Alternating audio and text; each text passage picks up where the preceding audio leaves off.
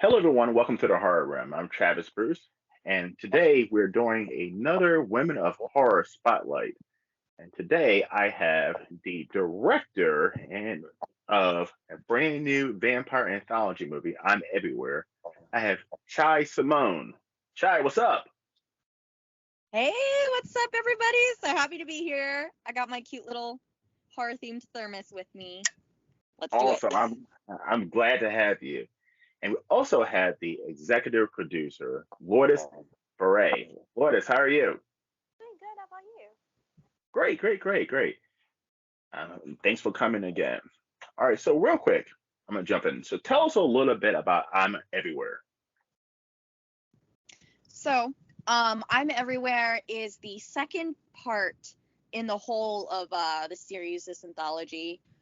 Following up, so it's a prequel to Lourdes's Allure to Darkness. So yeah, Lourdes can talk about where that all came from. So basically, piggyback from what Shay said, I'm Everywhere is a prequel slash second segment to a vampire film, to my student film that I written, produced, and directed called Alert of Darkness back when I was in college, College of Southern Nevada, and Alert of Darkness, it focuses on the main lead Lilith, who is a college student filmmaker who one day has been turned into a vampire by Victor, the antagonist. And then in Alert Darkness, you see how she copes with her trauma from transitioning to a vampire, and then you see her eventually come up with her own powers and find light in her own darkness. And in I'm Everywhere, focuses on the narcissistic, problematic vampire named Victor. You will get to see why he is the way he is, and then you get to see him as like an experienced vampire. Whereas in Alert of Darkness, you see like how new baby vampire has been transitioning into this vampirism world. Okay. So what gave you some inspiration to create this trilogy, I mean, anthology? So, what created this inspiration for me was through my own personal life regarding trauma, death, loss, and like bullying, being in a toxic set. And then I also combined it with the career path that I'm in right now, which is filmmaking. And then I also like thrown in some like my love for like vampire horror in there that I like grew up when I was a baby. And yeah, and then the conception of Victor came up a lot of times in my life where I was bullied by someone like Victor. And at one point in my life, I dealt with someone like that. That I had to quit at that place because I was struggling with self harm. It has gotten to that point, and then that's how the background of Victor slowly came to life. And Chai? So for me, coming into the Allure universe and I'm Everywhere, me and Lourdes obviously talked a lot in depth about the conception of this film and literally real life events that inspired it. And in that, I found that I could relate a lot to having to deal with victors in our lives, and that's kind of what I'm Everywhere is about, where this guy goes on a tirade. He expects to have reign in the industry because he wants to take it by force, kind of thing. And you come across a lot of those kinds of people in the industry. I experienced it personally a lot in film school, and is actually kind of one of the reasons why I dropped out, because I was just tired of the ego and the narcissism and the attitude that people would bring into class and on shoots and stuff. Personally, I've also been sexually harassed on set, which I don't talk about that often, but taking those concepts, those kind of heavier, dark concepts, and then kind of turning them on their head, bringing a more fun spin to them. Our person who plays Victor, Landon, who's actually my husband, has this brilliant way of bringing a lot of energy and a lot of life, but also humor to this role. We're inspired a lot by Alex, what's his name? Alex DeLarge from A Clockwork Orange, Patrick Bateman. So with I'm Everywhere, we're bringing a lot of style into it, but we're also, you get the entertainment, but there's a bit of subtext there going on, and that's what's really exciting about it. Okay. And filming location, is this being shot on the West Coast? Yes. All in Okay. Vegas, all on location. Vegas, really? Okay. Oh, I yeah. haven't heard that many people say I'm shooting in Vegas. So, Oh, yeah, it's a growing industry over here. Like, they're saying it might turn out to be the new Hollywood. Everyone here, because it's right next to LA. Not right next, yeah, but it's, it's it's a hop, close. skip, Hop and and a skip. Yeah. yeah.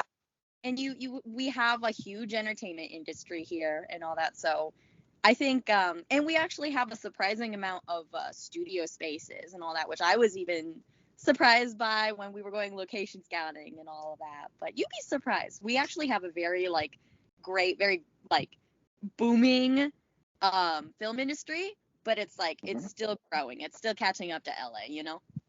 Yeah. I mean, Vegas is definitely, when it comes to sports and entertainment, is definitely, but first time I've heard in a movie shot. I think I talked to Destiny. I know she's working on your project as well. I interviewed her a week ago, and she was talking about Las Vegas as well. I was like, okay, I'm getting to hear a little bit. Las Vegas is becoming on the filmmaking map now. That's good to hear. Yeah. So, Super. so what stage are you in right now in the production of the movie? So we are right on the cusp of going into production. We actually start principal photography first thing in October because Okay. the spooky vibes, and everyone's always happy in October, so that's a great Yes. time to film. But we've had plenty of time because we wanted to do this on a larger, I guess, slightly more ambitious scale. So we've got a bunch of sets that we have laid out. I've been doing a lot of the character design, costume design, production design myself. But yeah, we're pretty much wrapping up pre-production. We're about to start filming in October. That's awesome. So, are you looking to release this year or next year? We're hoping to finish it by this winter and start getting it out in the festival circuit. We'll see when it comes time to post-production and editing and all that. But our goal is definitely December as a finishing point there. Okay. So the next question I have, that both of you actually brushed on a little bit. The horror genre is heavily male populated, and there's a lot more women getting into the industry, which is amazing. What are some challenges as women have you ran into? Being heard. Yeah. Yeah. Lourdes, do you want to go first on that? Okay, so yeah, women in horror. Okay, so what it's like being a woman in the real world is very very scary. So starting with Alert Darkness, I put all of my fear would be as a woman and growing up being warned by such things like getting attacked, getting bullied, getting SA'd, and then basically being killed for rejection, the stalking. Um, that's like the horror aspect. That's one of the challenges in real life, and then you get to create those things in mediums like in film and television, and the most challenging part in the film industry is being believed and heard, and then other times you would get like a bunch of hate comments and discouraging comments as well. Yeah, I definitely notice, and you just want to be a normal, not normal, but you just want to express and create, typically as an artist or just a person in the film industry and make things happen. But there are a lot of instances where you're just plainly seen as different. The whole thing where the female experience, outside of who it's being experienced by, is narrowed down to just being feminine, when that's obviously not the case. So that's, as much as the film industry is really predominated by men in the masculine sense, because I've also talked about this before, but also the authoritarian positions, even the director position is seen as very, very masculine. So when you bring a woman into those authoritarian roles, where our job is to guide and direct and just help make the movie happen, we're not taken as seriously. And I've also experienced that at times on set, just like, yeah, sure, oh, she's trying, how cute, kind of thing, which really fuels my fire now that I'm older. So we're just doing our thing. If you think about it, so I grew up in the 80s. I was growing up when the big horror movies coming out. If you think about it, if you look at it, horror has always been a sexist genre. I mean, it always has played women as being sluts and dumb and bimbos and flash in the chest. It's always been that, or weak, or and I've just noticed over the decades the genre has definitely changed, and it's great to see more and more women coming into the industry as well. Yeah, I mean, when you think about it, and I also predominantly in the 80s, you had a lot of that. You had your scream queens, you have a lot of those campy kind of movies, or just like you have the girl in her bra and her panties, like running through a forest or just running away from the killer and screaming and just all this different stuff. And I think there is a lot of sexism that happened there, but I think personally the largest crime about that is just redundancy. So I think the genre just it's maturing a little bit. We're getting to see more diversity. It's still fun though. It's still fun because I mean, when it comes to horror is meant to be somewhat offensive. It's supposed to be a little crude. It's supposed to be a little challenging. Yeah, just a little bit. But you can definitely see that it is maturing. And it's more about the story. It's more about the villain. It's more about the scary shit. All right. So next, I am going to do something fun. All right. All right, so I'm gonna ask you both 3 questions about horror. All right, Chai, you're first. Who is your favorite horror movie iconic character? All right. Who? Okay, so right now, and this is for right now because I know it's gonna change, and I'm gonna look back and be like, But I think right now it's probably Art the Clown from Terrifier. Really? Yeah. I love Why him. Art the Clown? He's very creative. I can relate to that. He is. And I love the design. And actually, fun fact, because he's a very prominent figure in my life right now, actually, because me and Lourdes, we have this photographer who we're working with right now. Her name is Kirby. Shout out to Kirby. But we're having a horror icon themed photo shoot coming up next week. So I'm doing Art the Clown inspired. So I love the design. I love how it's shockingly creative, Art in Terrifier is. And he's just a fun, really creepy dude. I love it. He is a creepy dude. Mm-hmm. And Lourdes? So, I have a lot of like horror iconic characters. One of them being Jennifer Check from Jennifer's Body. I just love how from like going through something so traumatic, and then her revenge is just like going after guys in general. I'm like, iconic. She's having fun doing it. Mm-hmm. And I honestly think she's in love with Needy, which I agree with a lot of people that have like watched this film. Second, iconic horror characters that I love dearly is Maxine from X. Oh, I love that. I'm telling you now, I love X and Pearl. If you haven't seen my show, it's my favorite horror movie. X became my favorite horror movie last year. Oh, thank you. X is, I mean, everyone loves Pearl, obviously, but X is so underrated. It's so Texas Massacre coded. I love it. It is. Love it. All right, next question. Who's your favorite final girl? Oh, dang. Favorite final girl. Uh-oh, I might need some time on this one. Favorite final girl. I guess if we're going like recently, Well, crap. I think recently it could be old school. It could be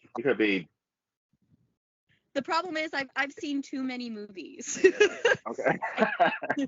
You can never have just one, but if I'm thinking in recent memory, a really great final girl would be the character, the main or the last character, I guess, from Evil Dead Rises. We're bringing the chainsaw back and all Oh, the that, and sister. she's got some Yeah. pretty big liners, and she's just doing her best trying to protect her family. And yeah, but the way they portrayed her though, and all the scenes that they gave her were really fun, really exciting. I'm sure I have a better one though. I'm gonna have to look at my IMDb list for that. Oh gosh. What about you, Lourdes? Maxine Meeks.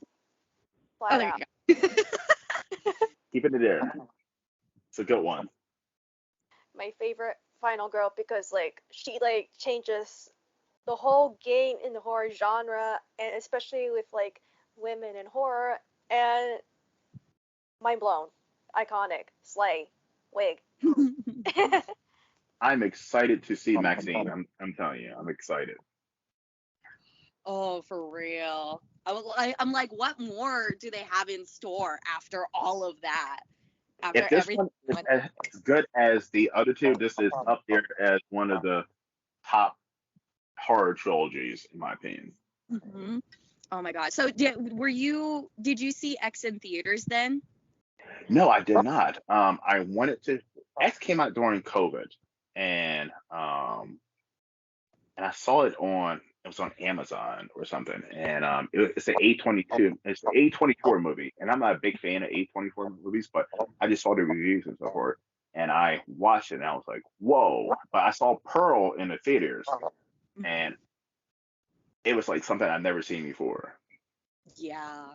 Now you have to love Pearl because especially with like female characters, you don't get a whole hell of a lot of that. Like I could name a No. million Patrick Bateman's, that kind of character, those kind of characters that are like beloved, Hmm. anti-hero, villainous, and all that. But Pearl is not only is she that, but she's just so different. But you're rooting for her, but also she's just so, She's batshit crazy too. yeah, she's crazy. But yeah. Oh yeah. But what I was gonna say is, if you saw X in theaters, they actually did this really, really wonderful thing where they had a teaser of Pearl as soon as the movie What I ended, heard. and That's then what I heard. yeah, there was this very audible like rise in the theater audience that I was with, where everyone was like, "Oh my God, there's another one. Is this real?" Like I was like, "Is this real? Is Both of this?" them at the same time. Yeah, no, for real. I was just like, Yeah. and that also puts Mia Goth for me as one of the most important actresses working right now. The fact that she did that and Infinity Pool within the same like timeline, and she was pregnant not that long ago either. I think she did Infinity Pool like right after she had the baby or right before. But yeah, I don't know she's how she amazing. did not get nominated. I know the Academy Award doesn't nominate horror, but I don't know how she didn't get nominated for Best Actress in Pearl. I don't know how. I mean, I'm not saying she should have won, but she should at least got nominated. I mean, that performance was amazing. I completely agree. I mean, it hits all of the other Oscar musts, transformative role, a lot of screaming and crying, um, But the Oscars, yeah, what more they, they they want. frown on horror. But, They frown on horror for some reason. Pearl in our hearts forever. She won the Academy in my book. All right, last question. Mhm. What's the number one movie that has freaked you out? It still freaks you out. Still freaks me out. Okay, so can I mention two movies? Sure. Let's do two. Okay. So just because I've been talking about and mentioning these movies a lot, because when I talk about a movie, usually it's because I feel like it doesn't get as much. I don't know. It needs more eyes on it. More people need to see it. So my first answer is The Taking of Deborah Logan. Huge ick. Not only does it kind of shine a light, not only is it like one of the best found footage movies of all time, in my opinion, with fantastic visual effects, a great cast, great acting, but it also shines a light kind of on the horror of mental illness. Basically, the setup is this documentary crew is kind of just recording this woman as she's in these advanced stages of her Alzheimer's, and then just, within itself is horrifying to see her go through those very real things that happen in real life. My husband, he had to witness his grandmother as she was going through Alzheimer's, and he was like, yeah, it's really terrifyingly accurate. And then there's some really creepy stuff that happens afterward, but it is like one of the best, most composed found footage movies I've ever seen. Some really fantastic icky visuals. Old people, like scary old people for me are scary. Hereditary. And then my second pick would definitely be The Medium, which I believe is a Thai horror. And I didn't even know it was a horror movie going into it. And lo and behold, it's one of the most sickening horror movies that I've ever seen. And I didn't even know it was gonna be a horror movie. I thought it was a documentary at first, because I'm writing these down right now because I have not seen them. And I think we lost Lourdes. Yeah, she said her iPad died. Oh, no. All right, well, Chai, how can everyone... Oh, She's back! Lourdes, you back? Yay, because I hear her answer. Oh my god. Hi, I'm so sorry. My iPad like died on me. That is horrifying. You're fine. Speaking with the theme, I just been victored. I'm back now. Okay. All right. Your turn. What is the movie that has freaked you out? So the movie that freaked me out. That's a great question. Actually, the movie that actually like creeped me out is The Grudge. Oh. Mm-hmm. Yeah. And The House of Wax. The one with Paris Hilton. I still need to see that one. Why? Is it because of Paris Hilton's acting, or? No, it's like like how people got killed.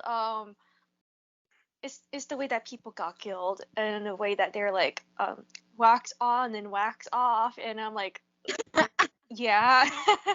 I had nightmares for days after, and I watched it when I was like a child, so fun experience. I gotta watch that one.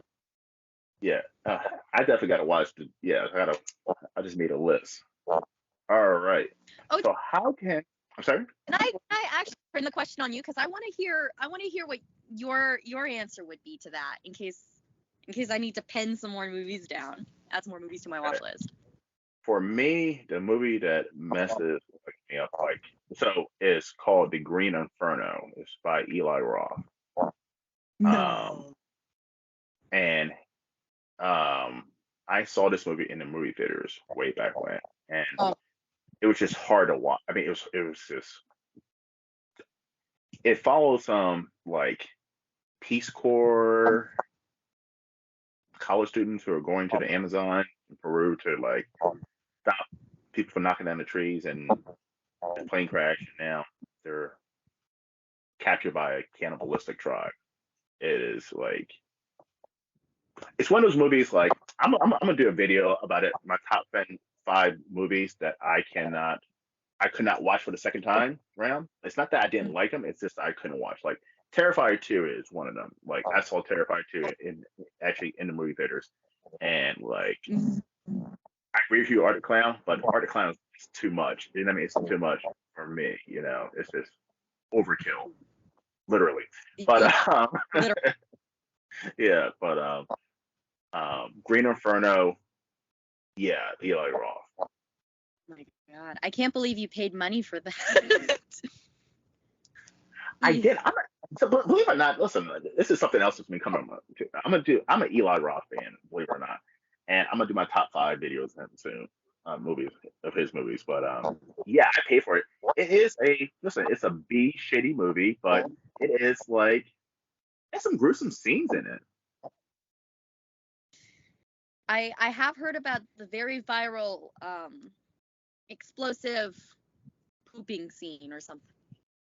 There's a lot of scenes in there that's like, whoa, you know. It's not a great movie, but I mean the kills and all that are pretty gruesome. I mean, they're hard to watch. Eli is definitely good for that. He is. But my favorite Eli Roth movie besides Hostel is a movie called Knock Knock. I don't know if you ever seen that with Keanu Reeves. Oh my God. Oh, I've seen that one. That was shocking. I love Knock Knock. I love it. Honestly, I love it for the memes. I could not get through that movie. I could not watch Really? them do my guy Keanu like that. I That was know. too uncomfortable. That was very uncomfy. Oh my God. It's funny. Actually, I go in depth about my experience with this movie on one of my podcast episodes on Snobcast. And I have words about that movie. But that's an interesting one, though. There were definitely some interesting, like, There's a lot going on in that movie. a lot. It's a lot to take in. And I did feel bad for him. I mean, I really did. I mean, I don't know if it's me being a man, but I felt bad for him. I mean, like, that's a shitty situation. It's pretty shitty. Yeah, it's a shitty situation. I feel like most men will fall into. But all right, so where can everyone find you, the both of you? At? So, Social media. you guys can find me on Instagram and Facebook. So my Instagram, which has a lot of cool stuff on it about the movie, but also art, because I also am a working comic book artist. So my handle is Limina_1999. So that's like liminal, but without the L. And then 1999, one of the best years for movies ever. And then you can also follow our film at I'm_everywhere_official. And we are on Facebook. You can, anywhere you find horror movies or vampire stuff, we're probably there, because we are literally everywhere. And Lourdes? So, for my Instagram and TikTok, you can find me at Lourdes Alden. So, outside of film, I do a bunch of makeup tutorials. You should check out my Halloween playlist on YouTube as well. I did like a bunch of like cosplays of like iconic horror movies, like Elaine Parks from The Love Witch, Maxine Minks from X, and Jennifer Check from Jennifer's Body. And yeah, and then I also have an Instagram film page called Alerted Darkness Official. You can follow that one as well as I'm Everywhere. It has some underscores in between. I'm _everywhere _official. You can follow us on there as well as on Facebook as well. Awesome. Ladies, thank you for coming on to promote the movie. I mean, this was a fun interview, which is always great. And everyone, thank you for coming to the Horror Room. I'm Travis Bruce. I'm going to check you guys out next time. Take care. Thank you. Goodbye. Thank you.